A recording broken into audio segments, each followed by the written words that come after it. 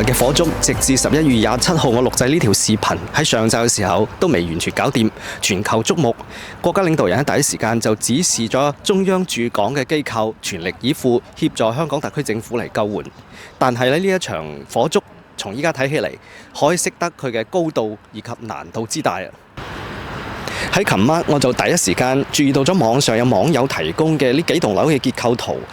呢幾棟樓佢嘅排列呢，就形成咗一個風助火勢嘅咁樣嘅結構，即係風喺外邊刮入嚟嘅時候，平時係好通風㗎。但係呢，喺火災嘅時候非常之不利啊！佢喺內部呢助燃，而且火勢呢隨住呢個風嘅走向喺入邊即係循環嘅時候，會從外牆直接燒到咗屋裏邊。從香港特區政府召開新聞發佈會提供嘅信息嚟話，現場發現呢有好多疑似嘅問題，譬如話是否嗰個建築嘅質量同埋佢嘅所採用嘅呢啲裝修啊同埋修理嘅呢啲材料係符合消防要求㗎。咁目前呢就有3個人係以誤殺罪為由被拘捕。香港嘅呢一場火燭提醒我哋住喺超高層建築嘅消防之重要性，同埋平時大家留意，譬如話呢一次嘅裝修嘅工人有冇啲違法嘅記錄啊，都需要警方去調查。但係我哋平時呢，即係揀嗰個高樓層嘅時候要記得啊，即係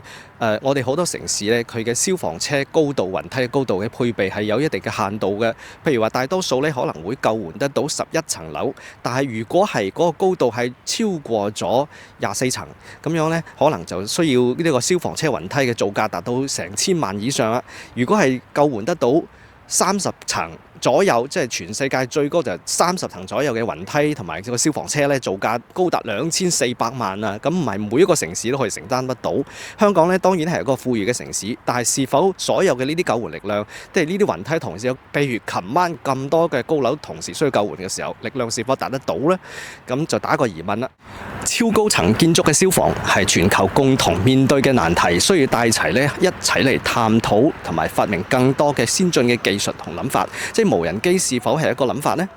即係冇講咁多先啊！即係香港出現咗咁大災難嘅時候，旁邊嘅大灣區嘅其他嘅隔離呢都冇閒住喎。深圳嘅消防隊喺第一時間就緊急出動，去到蓮湖口岸待命，隨時應香港特區政府嘅需求呢就出動去跨國境去救援。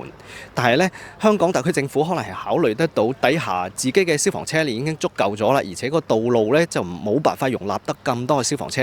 而且當初呢，最緊要嘅唔係消防車嘅數量，而係呢嗰個高度，的確係所有嘅消防，即使係旁邊再嚟更多嘅消防車呢，都冇辦法達到呢個高度啊。因此呢個消防嘅救援嘅技術仲有乜嘢去突破呢？就需要有關嘅技術部門啦，同埋專業嘅部門嘅人員去加快呢個研究啊。將來大灣區嘅城市群呢，會更加進一步去深入協作，所以喺災難嘅救援，譬如話火燭啦，抑或係水災咧，或颱風啊等等，係可以探討出一個更加成熟、更加有效率嘅協作嘅機制。呢個值得期待。所幸呢，就係中華民族係一方有難八方支援啊！我哋睇到有深圳嘅市民呢，就捐出咗自己嘅毛氈啊、毛毯啊等等，第一時間送到香港去急同胞之所困啦。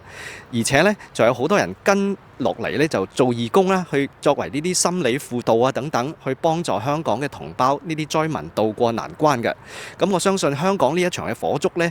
喺弘揚人道主義啊，同埋同胞嘅情濃於水嘅呢一點，絕對冇問題嘅。香港作為世界上人口最為密集嘅城市之一，發生呢一場火燭，的確係一個非常非常大嘅教訓啊！因為咁多年以嚟呢，都冇發生過啦，所以應該敲響警鐘。無論係大灣區，無論係內地，無論係港澳台，全世界所有朋友咧都應該知道，喺北半球嘅11、12同埋1、2月呢啲係風高物燥嘅時候咧，消防非常之緊要，千祈要小心啊！